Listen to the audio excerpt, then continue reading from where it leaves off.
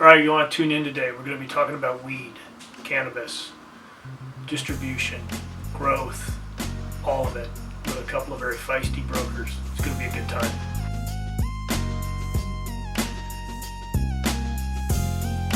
Guys, hot topic in Southern California. I hear your phones are ringing off the wall with people calling in, asking lots of questions. How is it affecting the real estate industry? Well, I mean, the demand is only stronger than it was, and it was already strong before January 1st, 2018, because Right. in anticipation of legalization, everybody and their mother wanted to open a cultivation, grow location, or a dispensary, or a grow location that has a dispensary, which in California is legal to have both on site. You can have 2 licenses per location, so you can be both a dispensary and a grower Okay. if you qualify and your property meets the criteria.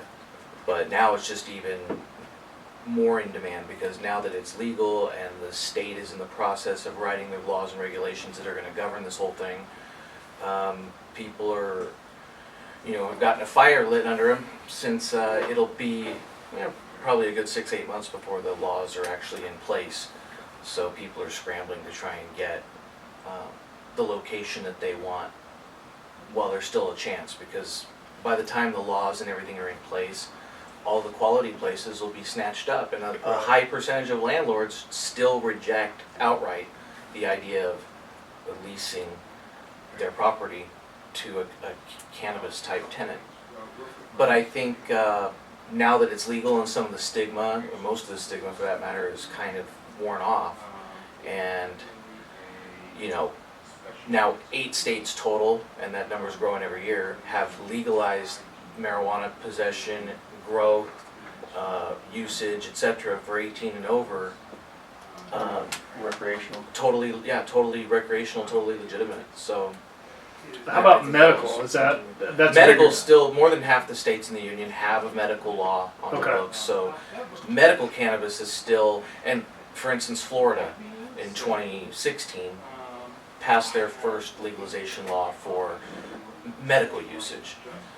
Typically, once medical is in place, it's only a matter of time, whether that's a decade or recreational steps whatever in. it is, before recreational ends up on the ballot.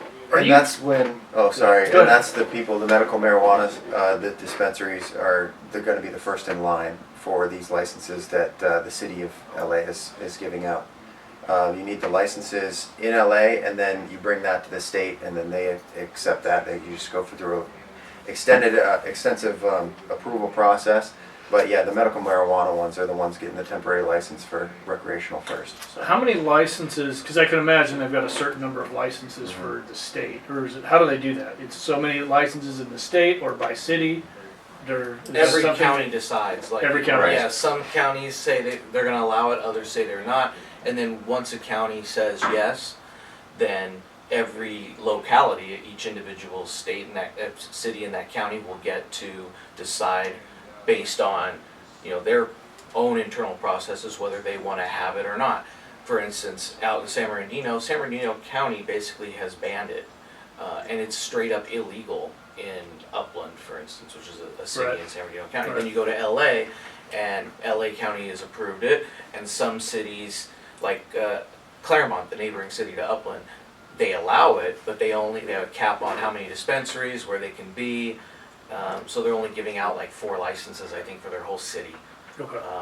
And then the cultivation and manufacture thing is something else entirely separate from the retail, because the manufacturing process for these oils and waxes and stuff is dangerous. You have to use compressed propane and kerosene and things like this to make these products, and so it's a lot more difficult. Yeah, that's like your level 2 manufacturing, like volatile substances. So there's just less and less opportunities for that, and level 1 more so is going to be kind of a more sweeter spot. That's your micro business, less than 10,000 square feet. That how James touched on, that it allows retail up front, whether that's non-storefront or not. You'll see a lot of delivery, and then with a little bit of manufacturing in back there, but it's yeah, it's with each council district, there are certain pockets kind of around the city that are going to allow it, but yeah, it's definitely slimming down. So Are you starting to see that landlords are most open to it? Because I know previously landlords just didn't want it in there, and I don't know if they just didn't have an understanding of it, or are you finding that as you're approaching landlords about putting cannabis grow facilities, dispensaries, are they more open to it now? touch on that. I mean, that's really what we're doing now. Is I'm just trying to market the idea to landlords and ownership that have said no in the past.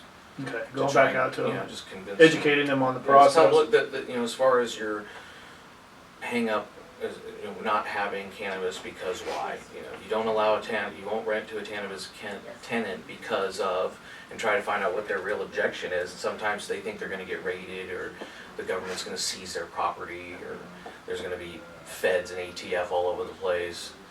Most of the time, they're just ignorant. They don't really have any concept of the relationship the state has with the feds, and people like Mueller saying that they're now going to ignore the executive order issued by Obama doesn't mean that an army of soldiers are going to descend on Los Angeles and start shutting down dispensaries and cultivation shops everywhere. Right. It's completely immaterial. Yeah, you know, there was one person I was talking to about it the other day as we were talking about doing this video, and they said, well, there's a lady that lived in a very nice area here in LA. She owned property in San Bernardino. She had 3 buildings, and the feds came in and took over it. Well, I did a little research on it, and you know, my friend should have done some research too. These were unlicensed grow facilities, so they were going to get busted out there anyway. So I just think it's education. So you know, I just really hopefully this video will help some people. But thank you for tuning in today. I hope that was a lot of good information for you. We are going to do a second part to this video. It's going to be out next week. You're going to want to tune in and catch, because it's really, especially for landlords, great information coming up on this. If you could, please go down and subscribe, turn on your notifications, and then you'll know when the video pops up, or check in next week. Either way, but I look forward to seeing you next week. Thank you.